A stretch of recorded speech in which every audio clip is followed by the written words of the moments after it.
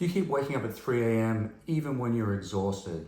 Maybe you get up to go pee, or your eyes just snap wide open and your brain is off and running and you can't get back to sleep.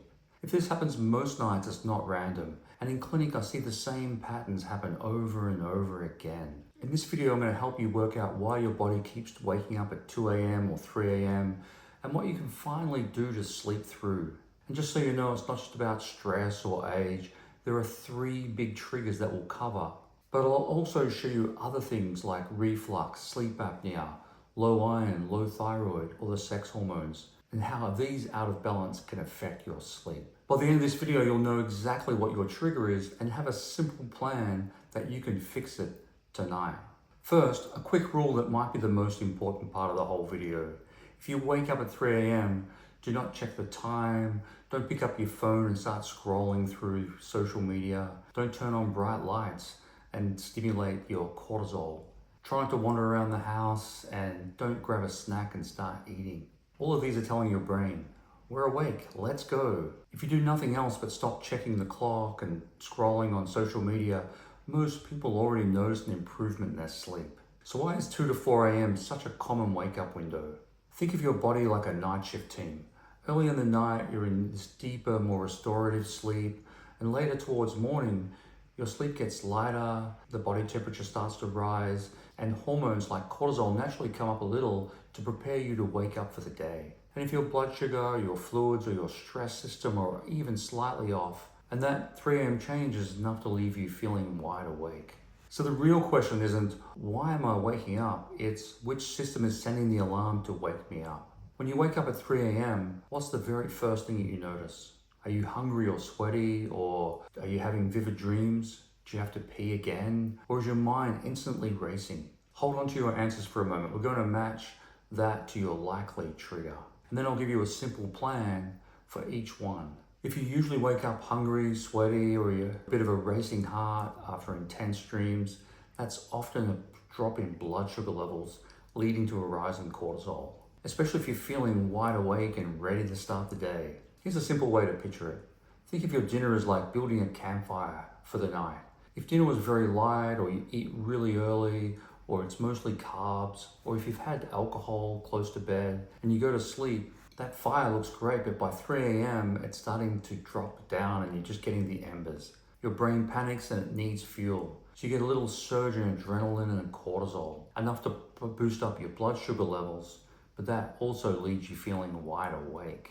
The goal is to build a steadier fire before bed, so your body doesn't have to hit that cortisol panic button at 3 a.m. So what you need to change now is make more of a protein dinner with some healthy carbs. Think of like fish, meat, vegetables, some good quality olive oil, rather than just a big bowl of pasta and a glass of wine. If dinner was very early or light, maybe having a pre-bed snack like some Greek yogurt, some nuts and seeds, a boiled egg, or if you want something easy to digest, a collagen drink with some MCT oil. The collagen also is rich in glycine, which is great for sleep. You want to cut alcohol at least 3 to 4 hours before bed. Alcohol definitely worsens your sleep. Better still, no alcohol at all. And track the nights when you drink and the nights you don't drink. Since wearing an Oura ring and seeing how much alcohol affects my heart rate, my HRV levels, and my deep sleep, I rarely drink now because alcohol basically destroys your sleep.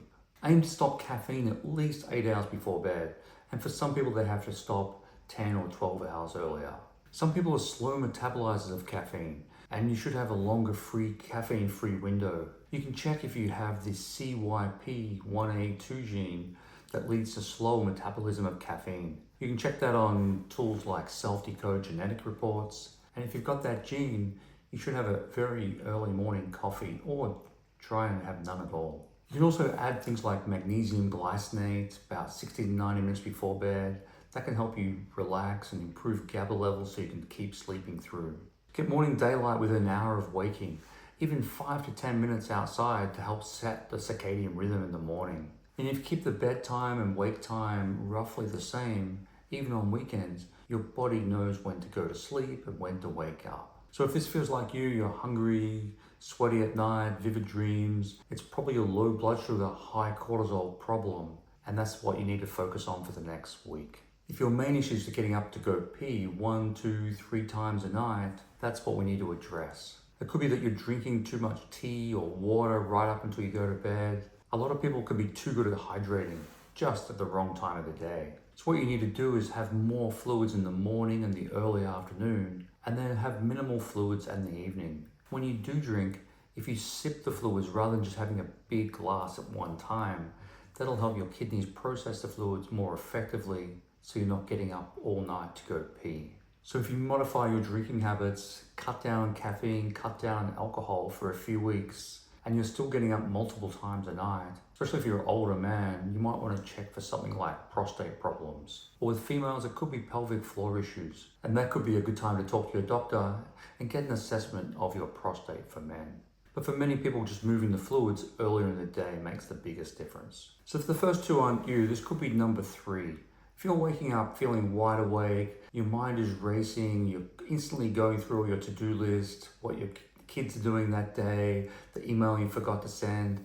This is a type of busy brain or stress loop pattern. I see this a lot, and people are just trying to hold it together and they've got so much happening in the day. When you're going from task to task to task and you finally go to sleep at night, your brain thinks, great, now I have time to process everything. So at 3 a.m., instead of being in deep sleep, your nervous system is doing a full performance review. So a good idea is to give your brain a place to do that before you go to bed. And a quick way to calm down the nervous system if you do wake up. So here's a simple 2-step process. About 30 to 60 minutes before you go to bed, grab a pen and paper and write down the main things on your mind and what you need to be doing the next day in a step-by-step process. You're telling your brain, this is all captured, we have this, and we'll deal with it tomorrow. Step 2, if you do wake up at 3 a.m. with a busy brain, stay in bed, lie on your back, and for a few minutes do 4, 7, 8 breathing. This is simply breathing in for 4 seconds, holding for 7, breathing out for 8. That slows down your breathing, calms down the nervous system, and for many people they can easily fall back to sleep. But if the thoughts are still looping around your mind, using a very simple visualization. Imagine yourself going down a corridor with doors on each side. Take the thoughts in your mind, for example, tomorrow's meeting, and put it behind a door. Walk to the next door and put the next worry behind that door. You're basically telling the mind, put these away for later, we've got this covered. This is another way of training your brain that 3 a.m. is not the time to solve these problems. Most people find that between the breathing and the corridor exercise, that their body and mind will eventually just get back to sleep. This can take practice. It might take 20 to 30 minutes the first time, but you'll get better. It might be 10 to 15, 5 to 10, and eventually retrain your body not to wake up. Other sleep tips you can do is keep your room cool, around that 16 to 19 degrees Celsius or 60 to 70 degrees Fahrenheit. If there's bright lights in the room, either wear an eye mask or try and keep all the lights as low as possible and completely dark. So if you're having trouble sleeping, you want to have a good sleep routine. You also want to have a good wake routine. So waking up at a consistent time each morning and trying to get outside or at least be in front of a big window and get 5 to 10 minutes of daylight each morning to start the day. This helps to stimulate cortisol and get you going. Have a protein-rich breakfast, not just coffee and toast, and then have a good dinner and try and start winding down in that 60 to 90 minutes before going to bed. Exercise during the day is fantastic and help you sleep at nighttime. Try and avoid exercising in that 1 to 2 hours before going to bed as well. That helps to stimulate cortisol late at night, which can stop you from falling asleep. Also try and eat at least 3 hours before going to bed at nighttime. And try not to eat so you're so full and feeling really heavy. As I said earlier, take magnesium and glycine around 30 to 60 minutes before bed. And if your mind is racing, something like phosphatidylserine can help calm the mind down to help you get to sleep. Allow yourself enough time in bed. A lot of people go to bed too late when they have to be up at 6 or 7 in the morning. So you want to allow at least 8 to 9 hours in bed. So sometimes these 3 a.m. wake-ups are a symptom of something else. Here are some quick things that you should have on your radar. Number 1 is sleep apnea. If you snore, gasping, or if your partner says you're stopping breathing in the night, you really want to check out sleep apnea as a trigger.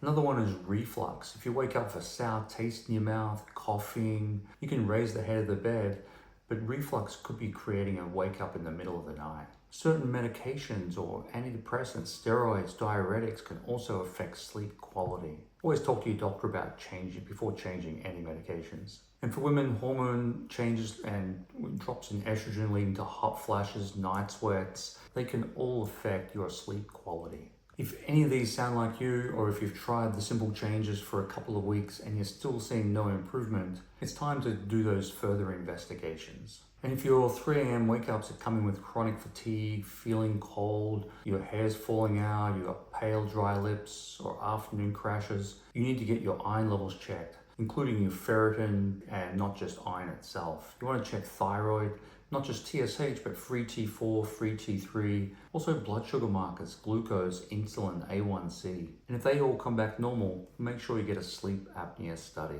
Often fixing iron or thyroid can do more for your sleep quality than any other supplement. So let's put this together into a quick summary. If you're waking up hungry, sweaty, or after vivid dreams, check blood sugar levels and how it's affecting your cortisol. This can often be modified by just modifying the diet before bed. If you're waking up all night to go pee and it's not changing because you've changed your fluid habits, for men, they really should get their prostate checked. If you wake with a racing mind, do the 2-minute brain dump before you go into bed, and the 4-7-8 breathing and the corridor exercise if you wake up. You'll get better with practice. So pick the one that fits you the best and do that plan every night for the next 2 weeks. Most people will notice that their 3 a.m. pattern is not waking up as often, or if they do wake up, they get back to sleep okay. It's not unusual to wake up at night. Your body goes through these different sleep cycles, and you might wake up at the peak of a cycle. But the key is getting back to sleep again within 5 or 10 minutes. And that can be normal just to wake up like that. It's when you're waking up and it's 20, 30 more minutes passing, and it's affecting not just your sleep, but how you're feeling the next day, that it's a big problem. And if you fix your sleep, still feeling tired all day, watch this video next on the 5 reasons why you're feeling tired during the day.